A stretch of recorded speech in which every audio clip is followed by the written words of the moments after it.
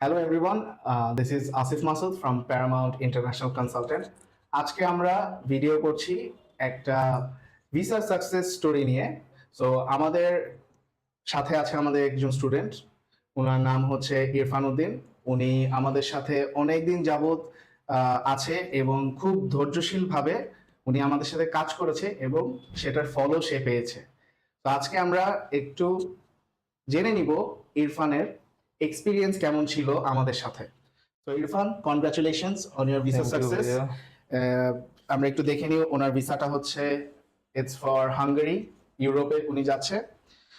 So Irfan, আপনাকে হচ্ছে অনেক ধরনের ইনকোয়ারি এসেছে যে আপনার কাছে আপনি কিভাবে প্রসেসটা শুরু করেছেন, কোথায় করেছেন, কিভাবে করেছেন, ভিসা পাওয়া পর্যন্ত আপনার ফুল জার্নিটা আমরা একটু তুলে ধরতে চাচ্ছি স্টুডেন্টদের কাছে। আপনি এই ইউনিভার্সিটি কেন পিক করেছেন এবং এই ইউনিভার্সিটির জার্নিটা শুরু হয়েছে কিভাবে? ফার্স্ট অফ অল আমি ফেব্রুয়ারি মাসে প্রথম এই ইউনিভার্সিটি সম্পর্কে জানতে পারি। যেহেতু আমি কমার্সের স্টুডেন্ট ছিলাম, আমার প্রথম থেকে বিজনেস নিয়ে পড়ার ইচ্ছা ছিল। বিজনেস অ্যাডমিনিস্ট্রেশন অ্যান্ড ম্যানেজমেন্টে আমি অ্যাপ্লাই করি ডেব্রেসনে। তো আমি দেখছিলাম এখানে যে ওনাদের পড়ালেখার রেশিও খুব ভালো, প্লাস হচ্ছে কিউএস র্যাঙ্কিংও ভার্সিটিটা খুব আগায় আছে। ফেব্রুয়ারি মাসের থেকে শুরু করার পর আমার এপ্রিলের দিকে আমার এন্ট্রান্স এক্সামটা হয়, এবং এক্সামে আমার ভাইভা প্লাস রিটেন দুইটা এক্সামই হয়। এটা অনলাইন বেসিসে হয়।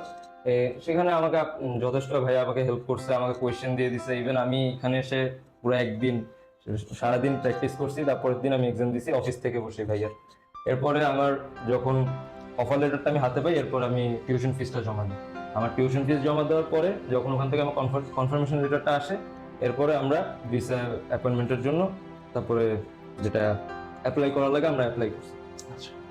সো আচ্ছা, আপনি কি কোনো এমবাসিতে ডেট পাওয়ার ক্ষেত্রে অথবা এমবাসিতে ডকুমেন্টেশন সাবমিশনের ক্ষেত্রে কোনো ডিফিকাল্টি ফেস করেছেন? না না ভাই, আমি আসলে প্রথম থেকেই ভাই আমাকে যথেষ্ট হেল্প করছে। আর আমি যখন ভাইয়াই আমার মেলটা লিখে দিয়েছিল, আমি আমার মেল করছি। মেল করার আমার 20 দিন কি 25 দিনের মধ্যে আমার এই ডেটটা চলে আসে, আমার ভিসা ইন্টারভিউ ডেটটা। আর এই ক্ষেত্রে আমার ভাইয়া খুব সুন্দর করে আমাকে গুছিয়ে দিছিল, আমার যে যে কাগজ দরকার বা সবগুলো একবার একটা ফাইল সাজিয়ে দিছিল। আমি ওই অ্যাকর্ডিংলি জাস্ট কাগজগুলো সব কালেক্ট করছি, আমি ওইভাবেই ভাই আমাকে ফাইলটা সাজিয়ে দিছি। ওইটা আমি অ্যাম্বাসিতে সাবমিট করছি। ওকে। সো আমরা একটু জানতে চাচ্ছি আপনার সম্পর্কে। আপনার কি এর আগে ভিসা রিজেকশন ছিল? জি ভাই, আমার একটা ভিসা রিজেকশন ছিল। গত বছর অগস্টে আমি দুবাইতে ভিসা রিজেক্ট হয়েছিল আমার। এটা আসলে আমাদের দেশের পরিস্থিতির কারণে, ওখানে যারা অ্যাপ্লাই করছে কম বেশি সবারই সে টাইমে ভিসা রিজেক্ট হয়েছে। ইভেন এখনো মনে হয় স্টুডেন্ট ভিসা অফ ওয়েট করতে।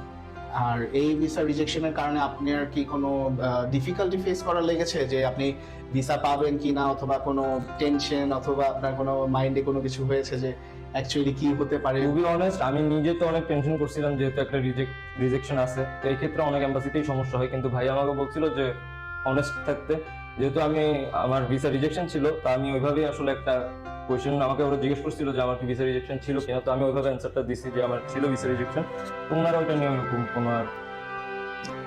ভালো কথা। আপনাকে হচ্ছে এমবাসিতে কি কি কোয়েশ্চেন করেছে? এম্বাসিতে আমাকে বেসিক কোয়েশ্চেন করছে, 7 থেকে 8টা কোয়েশ্চেন করছিল। ওখানে আমার নাম, আমার ইউনিভার্সিটি, আমার কটা কোর্স, তারপর আমি কোন সাবজেক্ট নিয়ে পড়তে চাই, আর আমি কেন পড়তে চাই। এরপরে আমাকে জিজ্ঞেস করছিল যে আমার কি কোনো ভিসা রিজেকশন আছে, আর এটার কারণটা জিজ্ঞেস করছে। সো স্টুডেন্ট, আপনারা যারা আছেন, যারা হাঙ্গেরিতে আবেদন করবেন, এটা অবশ্যই জেনে রাখতে হবে যে আপনাদেরকে এমবাসিতে কিরকম টাইপ অফ কোয়েশ্চেন করে, এন্ড আপনাদেরকে অবশ্যই এই জিনিসের উপর প্রিপারেশন নিয়ে রাখতে হবে। কারণ দিস ইজ ভেরি ইম্পর্টেন্ট। এমবাসিতে গিয়ে আপনি কিভাবে নিজেকে রিপ্রেজেন্ট করছেন, কি কি কোয়েশ্চেন আনসার করছেন, একজন আপনাকে এমবাসি অফিসার সে নিজে প্রথম থেকে লাস্ট পর্যন্ত আপনাকে দেখবে, দেন তারা কিন্তু ডিসিশনের উপর চলে যাবে। So thank you Irfan, thank you for this interview with us, and আশা করি আপনার লাইফে আপনি যে জার্নিটা বিগিন করবেন হাঙ্গেরিতে শুভ হোক, and with a very good opportunity আপনি যাচ্ছেন, অ্যান্ড আশা করি হচ্ছে এই জার্নিতে আপনার সফলতা আপনি পান। থ্যাঙ্কস টু ইউ ভাইয়া, আসলে আপনি আমাকে যথেষ্ট হেল্প করছেন। আমি আপনাকে যথেষ্ট জ্বালাইছি, যে কোনো টাইমে আমি কোনো টাইম খেয়াল করি নাই। আমি আপনাকে রাত 2টা 3টার দিকেও ফোন দিছি, আপনি কল পিক আপ করছেন, আমাকে জানাইছেন কি কি লাগবে কেমনে। তো আপনাকে অনেক থ্যাংক ইউ। আপনার কারণেই আসলে এই জিনিসটা, না হলে হয়তো মানে এটা আপনি একটা উসিলা, আল্লাহর তরফ থেকে আসছে, কিন্তু অবশ্যই আপনি একটা উসিলা। আপনার জন্য অনেক থ্যাংক ইউ। আপনার okay, best of luck. Thank you ভাইয়া।